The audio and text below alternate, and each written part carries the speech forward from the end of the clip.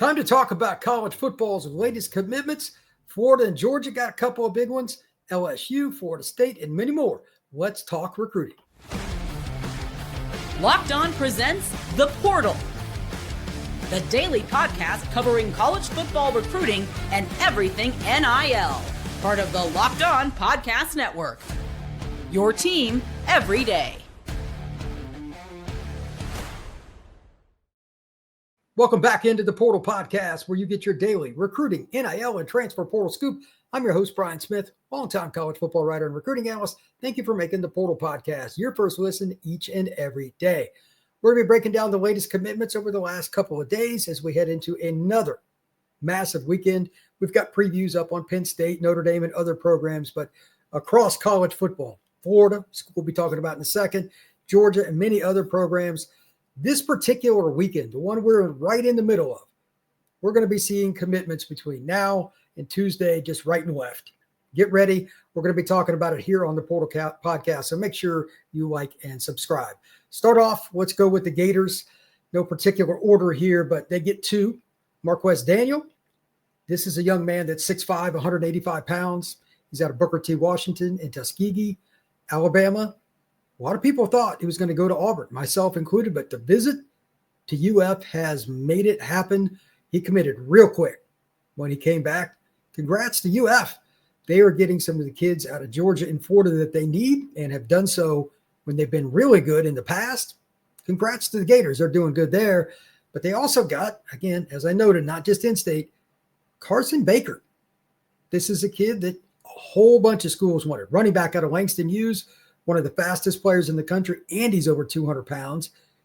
This is an interesting recruitment. Florida's running back room right now is really good. Ball in the backfield, I love him. But they keep adding kids like Baker, more speed, more power. They're going to continue that trend as well. Ohio State, Georgia, and a whole bunch of other programs came after Baker at one point in time or another. He can play.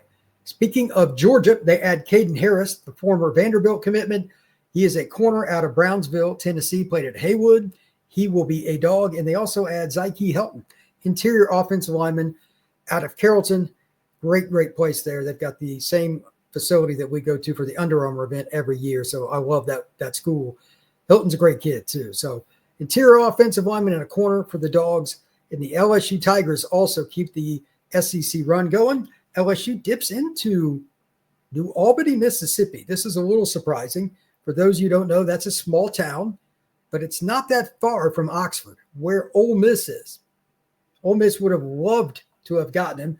And some think, including my buddy Stephen Willis, who runs Locked On Ole Miss here on the Locked On Podcast Network, he still thinks that he'll end up at Ole Miss. We'll see if Stephen's right, but the commitment in question is really kind of weird to me because why do it now?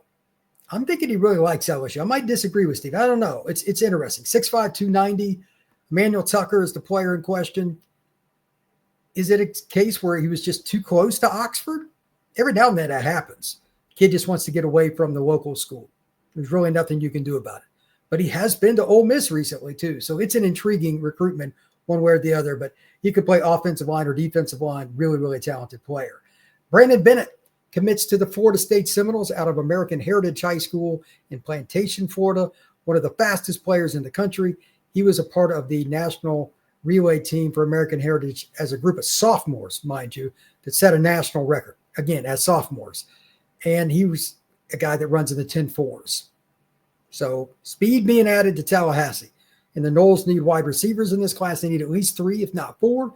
That is a very big pickup for Mike Norvell and the Florida State Seminoles. Let's move on to UCLA. A really unique trend going on. Number one, they're getting kids out of Florida. They recently got Johnny Jones, the big offensive tackle out of Berkeley Prep in Tampa, Florida, 6'8", about 310 pounds. And they'd also gotten Champ Smith out of Vero Beach right before that, a few days before. And now they also add somebody a little more close to their normal area. Cooper Jaworski, interior offensive lineman, 6'4", 285, out of San Juan Hills High School in California. The Bruins, they're starting to add some big boys up front. Deshaun Foster's group didn't have the depth they needed when he first took over in Westwood. But he has flipped the script.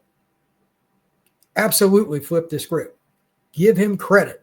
He is trending talking about Deshaun Foster as one of the top recruiters in the country. If you'd have said that to me even 4 weeks ago, I'd have given you the side eye because I'd have been like, based on what? But they have exploded. They have over 10 commitments, I believe, in just about a month. They have changed whatever they needed to make it happen. Maybe they were just playing the long game with some of these kids, making sure they wanted them, making sure that everything was vetted. I don't know.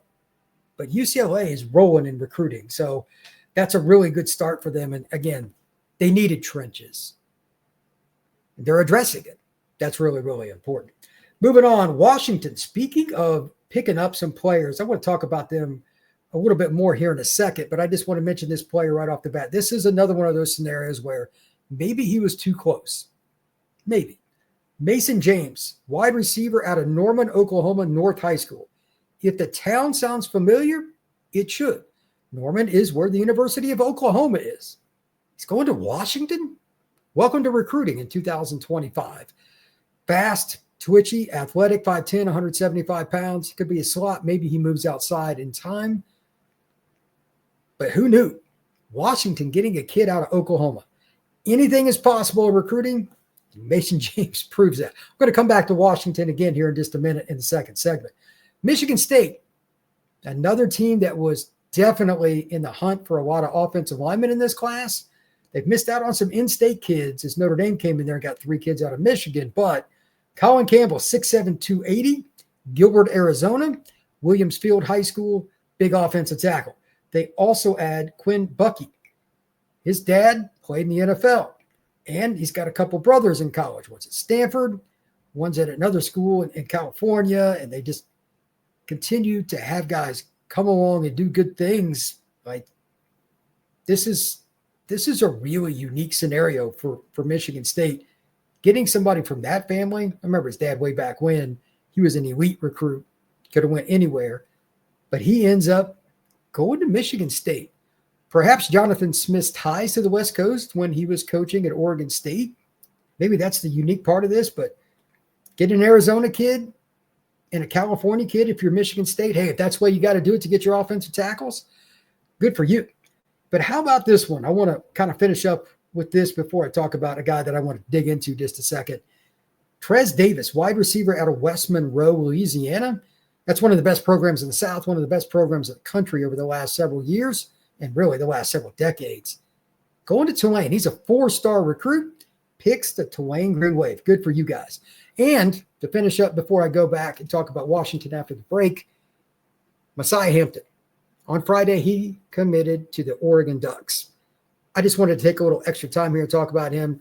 Great kid, great route runner, takes his craft seriously, loves to compete, plays for 24K 7-on-7, but he's from Northern New York. So he's kind of an unknown. He sends out film to coaches. He goes out in the snow and does drills. He's a little different. Dan Lanning and the Ducks, they're getting somebody that's a little bit different mentality to go along with the God-given ability you need to play at the major P4 level. Huge fan of Messiah Hampton. I think he is going to do great things. When we come back, I want to talk a little bit about Washington. Their class is really starting to take off. And then to finish the show, we're also going to talk a little bit about a few teams that are struggling along the recruiting trail. That is next here on the Portal Podcast.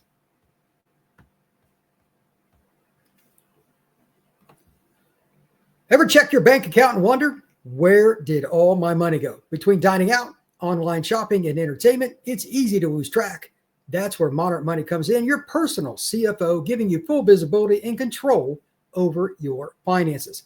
Monarch Money isn't just a budgeting app. It's a complete financial command center. You can track all your accounts, your investments, and spending in one place. So you stop just managing your money and start building actual wealth.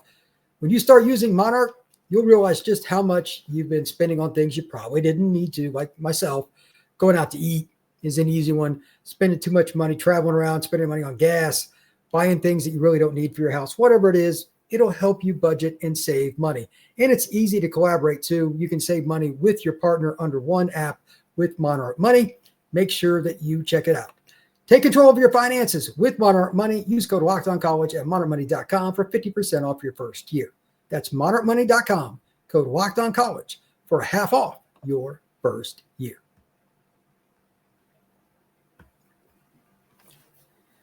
All right. Thank you once again for making the Portal Podcast your first listen each and every day. Truly appreciate you stopping in to get all your latest college football recruiting scoop. We are in recruiting season. There's going to be commitments galore between now and early next week.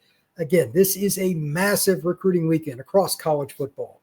Ohio State, Notre Dame, Florida, Georgia. Pick a school. Florida State's got a really big weekend.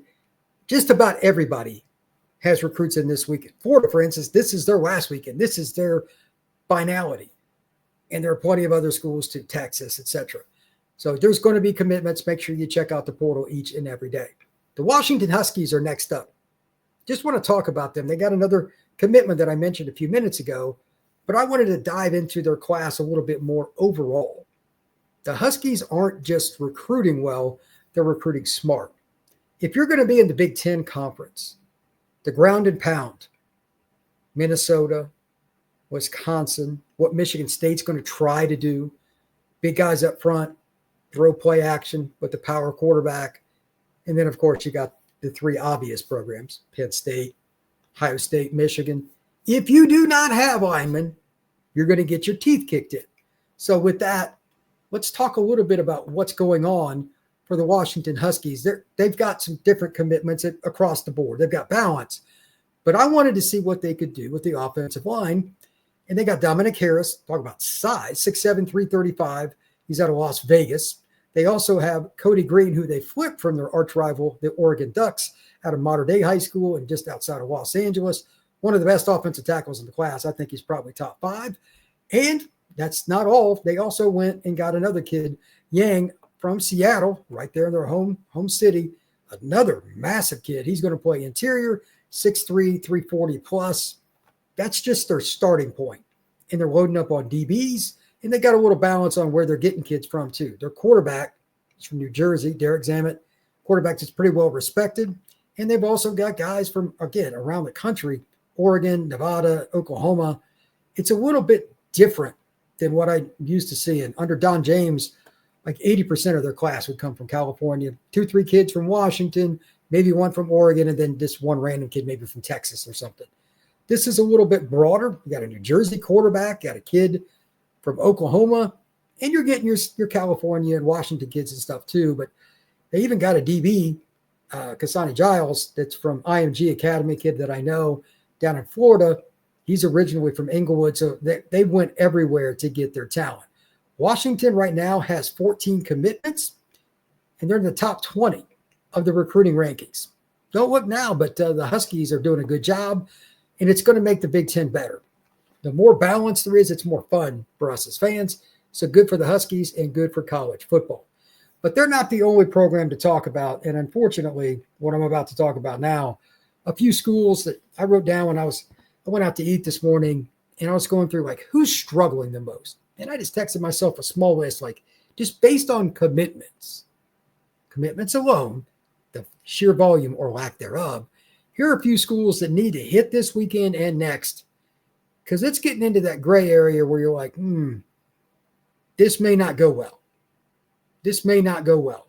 We need to figure out what's going on. We need more numbers to start. Obviously, then you get into the quality and meeting needs. Virginia Tech, 3 commitments? 3. That's not good. Missouri, they've had a really good program the last few years. According to Rivals.com, Saturday morning, as I record this, 4. Kentucky, the Wildcats have 5. Maryland, although they do have Zion Ely, the elite defensive end, they've only got 6. They need to protect their home a little better. That state's not been very loyal to the Terrapins. Baylor and Virginia each have 7. Now, the first of those 2, I think Baylor is going to be okay. They got a lot of guys in. There's a lot of guys they're involved with, but it's still just 7. Just want to mention that.